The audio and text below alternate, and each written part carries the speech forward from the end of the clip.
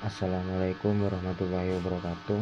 Perkenalkan, saya Irfan Diodiansyah dengan NIM 2025520021. Di sini saya akan menjelaskan tentang materi array 1 dimensi, operasi array 1 dimensi, array 2 dimensi, operasi array 2 dimensi, record, array of record, dan file text. Masuk ke isi ringkasan materi. 1. Array 1 dimensi. Konsep dasar array 1 dimensi itu ibarat deretan kotak loker berjajar yang punya satu nama yang sama. Untuk membedakan kotak satu dengan yang lain, kita pakai nomor urut yang disebut indeks, biasanya dimulai dari 0.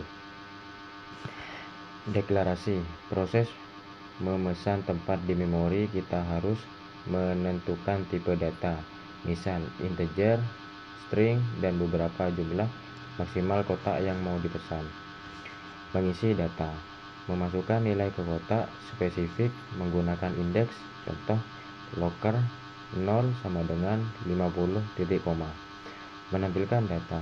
Mengambil nilai dari kotak berdasarkan indeksnya. Biasanya kita pakai perulangan looping seperti for j untuk mencetak semua isi loker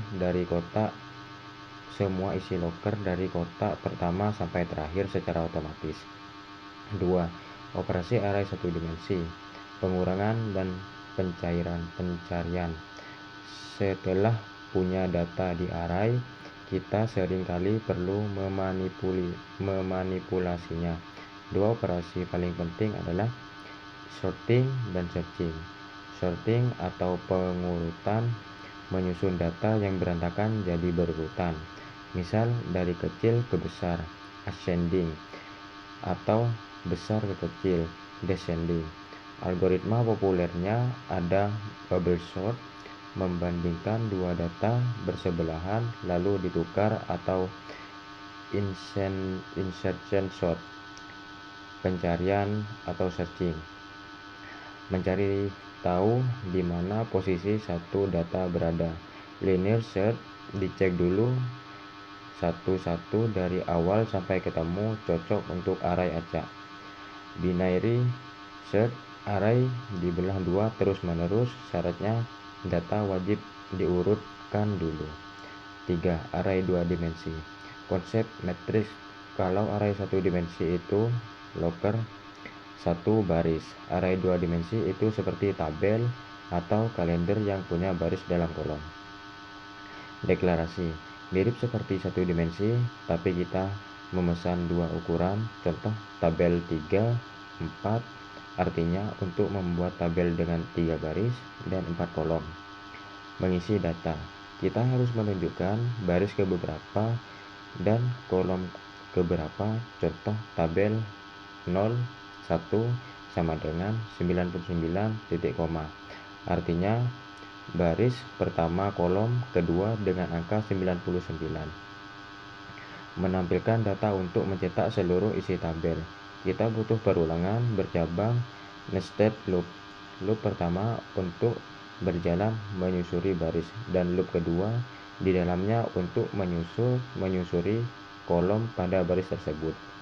4. Operasi array 2 dimensi. Penjumlahan dan perkalian matriks.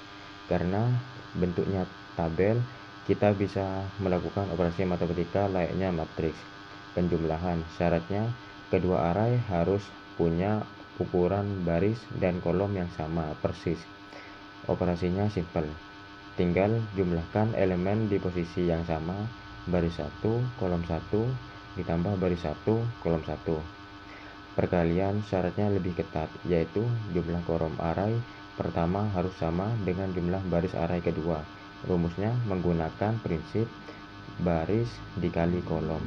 Elemen baris array pertama dikalikan elemen kolom array kedua, lalu dijumlahkan. 5. Record. Menyimpan data berbeda tipe.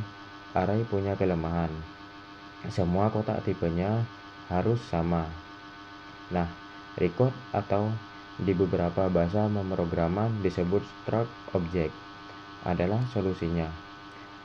Record bisa membungkus beberapa data dengan tipe yang berbeda menjadi satu kesatuan. Contohnya, data mahasiswa yang isinya adalah nama, string, name integer, dan IPK float. Deklarasi, kita definisikan dulu struktur blueprintnya. Apa saja variabel disebut float di dalamnya. Mengisi data, menggunakan tanda titik untuk mengakses filenya. Contoh, MHS 1 titik nama sama dengan Budi titik koma. Menampilkan data sama seperti mengisi, kita panggil lewat titiknya. Print kurung buka MHS 1 titik nama kurung tutup titik koma. 6. Array of record. Mengelola banyak objek. Bagaimana kalau kita mau menyimpan data 100 mahasiswa? Kalau pakai record, biasanya kita harus bikin variabel MHS1, MHS2 sampai MHS100. Melelahkan bukan? Solusinya adalah array of record. Sebuah array yang isi tiap kotaknya adalah sebuah record. Jadi di locker index 0 ada data lengkap Budi, di locker index 1 ada data lengkap Siti, dan seterusnya. Ini adalah fondasi dasar bagaimana database sederhana bekerja dalam program 7. File text menyimpan data secara permanen. Semua data yang kita simpan di array atau record di atas sifatnya sementara, volatil. Begitu program dimatikan, datanya hilang. Agar data tersimpan selamanya di komputer, kita menggunakan file text atau txt. Di materi ini kita belajar 3 operasi utama, yaitu 1. Open, membuka akses ke file, bisa mode membaca atau menulis. 2. Write atau open, menulis data baru ke dalam file text. Write akan menimpa data lama, sedangkan open akan menambahkan di baris paling bawah. 3. Read, membaca isi file text baris demi baris untuk menampilkan kembali ke dalam program. Sekian dari saya, kurang lebihnya mohon maaf. Wassalamualaikum warahmatullahi wabarakatuh.